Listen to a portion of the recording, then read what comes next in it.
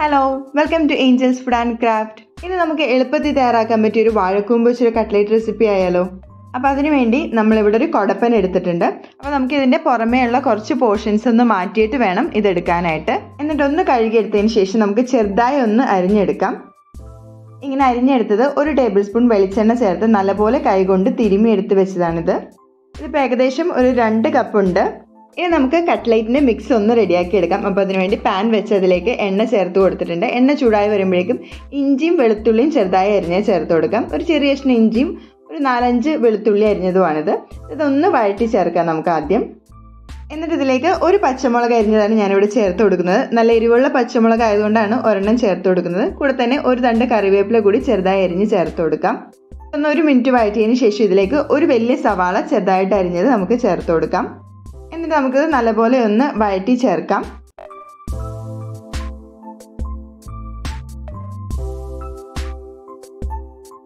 നമ്മുടെ സവാളയൊക്കെ പകുതി ഒന്ന് വഴന്നു വരുമ്പോഴേക്കും നമുക്കിതിലേക്ക് പൊടികൾ ചേർത്ത് കൊടുക്കാം. 1/4 ടീസ്പൂൺ മഞ്ഞൾപ്പൊടി, 1/2 ടീസ്പൂൺ കുരുമുളക് പൊടി, കൂടെ തന്നെ 1 ടീസ്പൂൺ ചിക്കൻ മസാലയാണ് നമ്മളിവിടെ ചേർക്കുന്നത്. ചിക്കൻ മസാലയ്ക്ക് പകരം നമുക്ക് ഗരം മസാലയും ചേർത്ത് കൊടുക്കാവുന്നതാണ്.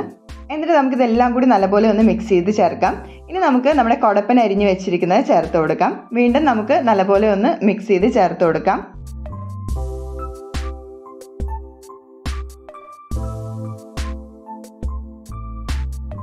ഇങ്ങനെ മിക്സ് ചെയ്ത് ചേർത്തതിലേക്ക് ആവശ്യത്തിന് ഉപ്പ് നമുക്ക് ഈ സമയത്ത് ചേർത്ത് കൊടുക്കാം. വീണ്ടും നല്ലപോലെ നമുക്കിതൊന്ന് മിക്സ് ചെയ്ത് ചേർത്ത് കൊടുക്കാം. വാഴക്കൂമ്പ് കുക്കായി കിട്ടാൻ അത്യാവശ്യം കുറച്ച് ടൈം എടുക്കും. അപ്പോൾ അതുകൊണ്ട് തന്നെ നമുക്കിതൊന്ന് മൂടി വെച്ചിതൊന്ന് കുക്ക് ചെയ്തെടുക്കാം. ഇടയ്ക്കൊന്ന് തുറന്ന് മിക്സ് ചെയ്ത് ചേർക്കാനായിട്ട് ശ്രദ്ധിക്കുക.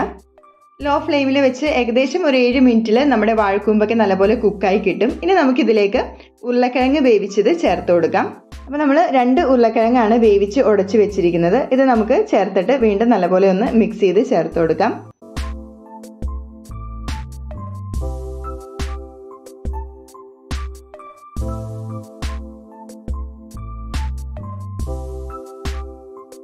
രണ്ട് മിനിറ്റും കൂടി ഫ്ലെയിമിൽ വെച്ച് നല്ലപോലെ മിക്സ് ചെയ്ത് ചേർത്തതിന് ശേഷം നമുക്കിതിൻ്റെ ഫ്ലെയിം ഓഫ് ചെയ്ത് കൊടുക്കാം.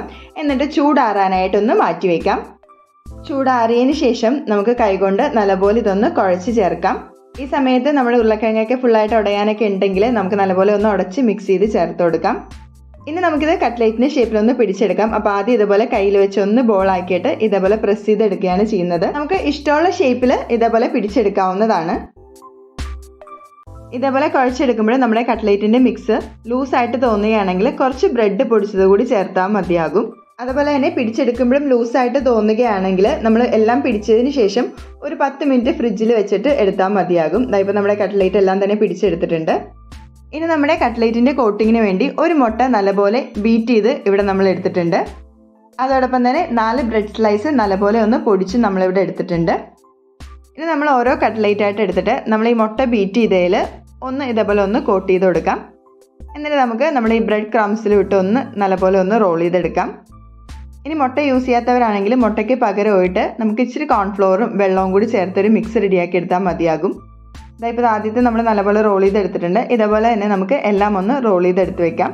ഇതേപോലെ നമ്മൾ എല്ലാം ഒന്ന് കോട്ട് ചെയ്തെടുത്തിട്ട് നമുക്ക് ആവശ്യമുള്ളത് മാത്രം ഫ്രൈ ചെയ്തെടുത്താൽ മതിയാകും. ബാക്കിയുള്ളത് നമുക്കൊരു എയർ ടൈറ്റ് ആയിട്ടുള്ള പാത്രത്തിലാക്കിയിട്ട് നമുക്ക് ഫ്രീസറിൽ സൂക്ഷിക്കാവുന്നതാണ്. നമുക്കിത് ഫ്രൈ ചെയ്തെടുക്കാം. അപ്പോൾ പാനിൽ എണ്ണ ചേർത്ത് കൊടുത്തിട്ടുണ്ട്. എണ്ണ നല്ലപോലെ ചൂടായി വരുമ്പോഴേക്കും ഇതിലേക്ക് നമുക്ക് കട്ട്ലേറ്റ് ചേർത്ത് കൊടുക്കാം. ഇത് ശ്രദ്ധിക്കേണ്ട ഒരു കാര്യം എന്ന് വെച്ചാൽ നമ്മൾ മീഡിയം ഫ്ലെയിമിൽ വെച്ച് വേണം ഈ കട്ട്ലേറ്റ് എല്ലാം തന്നെ ഒന്ന് റെഡിയാക്കി എടുക്കാനായിട്ട്.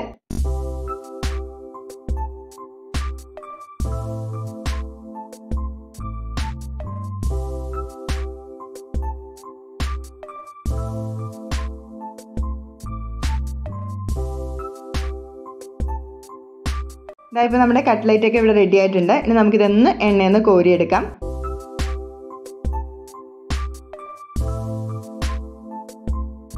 ഇപ്പോൾ നമ്മുടെ ആദ്യത്തെ സെറ്റ് ഓഫ് കട്ട്ലേറ്റ് ഒക്കെ ഇവിടെ റെഡി ആയിട്ടുണ്ട്. ഇതുപോലെ തന്നെ നമുക്ക് എല്ലാം ഒന്ന് റെഡിയാക്കി എടുക്കാം. ഇനി നമുക്കിതൊരു സെർവിങ് പ്ലേറ്റിലേക്ക് മാറ്റി കൊടുക്കാം. അതോടൊപ്പം തന്നെ ഇത് ഡിപ്പ് ചെയ്ത് കഴിക്കാനായിട്ട് ഞാനിവിടെ ടൊമാറ്റോ സോസും അതുപോലെ തന്നെ മയോണൈസും എടുത്തിട്ടുണ്ട്. അങ്ങനെ നമ്മുടെ നല്ല യമ്മി ആയിട്ടുള്ള വാഴക്കൂമ്പ് കട്ട്ലേറ്റ് ഇവിടെ റെഡി ആയിട്ടുണ്ട്. നല്ല ഹെൽത്തി ആയിട്ടുള്ള ഒരു റെസിപ്പി കൂടിയാണ്. അപ്പോൾ എല്ലാവരും തീർച്ചയായും ട്രൈ ചെയ്ത് നോക്കുക. അപ്പോൾ അടുത്തൊരു റെസിപ്പി ആയിട്ട് കാണുന്നവരേക്കും ബൈ. Thanks for watching.